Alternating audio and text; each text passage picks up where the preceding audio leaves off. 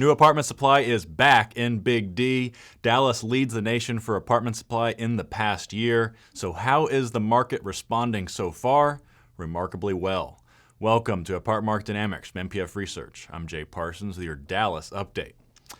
Typically, we put Dallas and Fort Worth together and talk about the DFW Metroplex, but recently the two markets have started to perform a little bit differently, so we're going to highlight the bigger of the two siblings today, Dallas. Here's the headline: Dallas leads the nation in new apartment supply over the past year, and yet apartment occupancy is now at a 12-year high. How did that happen? Well, let's take a look, and we'll start with the supply numbers. Like I said, Dallas led the nation for new supply in Q3 specifically, as well as for the past 12 months. Dallas is back above 10,000 units annually, with 10,584 units completing in the past year, and that includes nearly 4,000 units that were delivered specifically in Q3. So supply is quickly getting back to the levels that we saw in 2008 to 2010, though not quite there yet.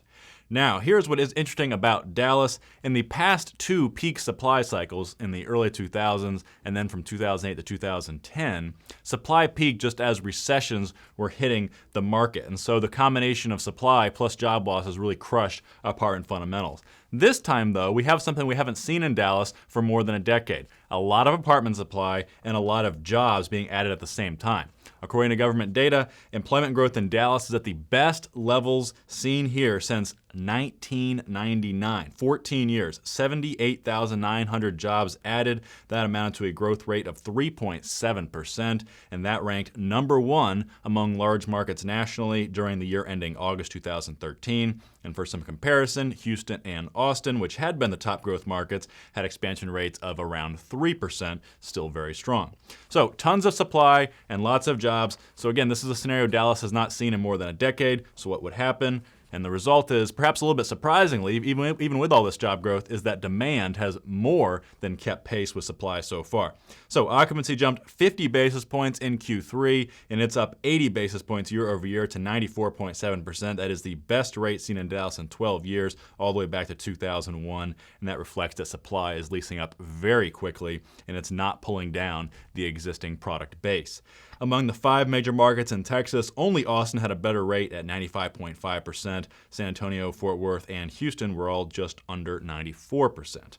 Now let's take a look at rents. Rents in Dallas were up 1.2% in Q3 and up 3.3% year over year. Now the annual number is up from the previous 3 quarters, but it's still well below the peak growth rates that we saw in 2011 and 2012. And here's the reason for that. The top end of the market is pulling back on rent growth levels to compete with all of this new supply. Rents in the 2,000 plus niche were up 2% year over year. That's less than half of what we were seeing a couple years ago. But the middle of the market, as you can see, is doing very well. Rent hikes of around 4% or better in apartments built in the 1970s, 1980s, and 1990s.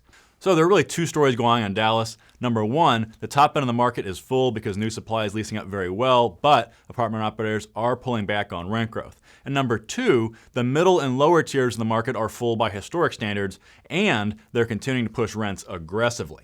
The big question, though, is this sustainable? Well, we do expect strong job growth to continue, but it's unlikely demand can keep pace with supply for much longer. More than 12,000 units are on track to complete over the next year, and a lot more is going to follow after that. So we're forecasting an overall occupancy drop of 40 basis points for the Dallas Metro.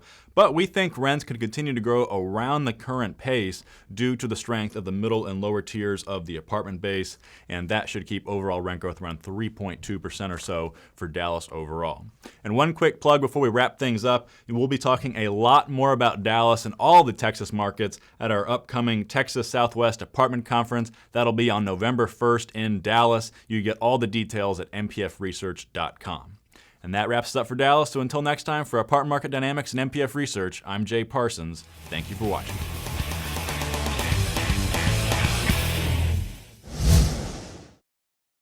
Want more? Go deeper with NPF Research's apartment market reports.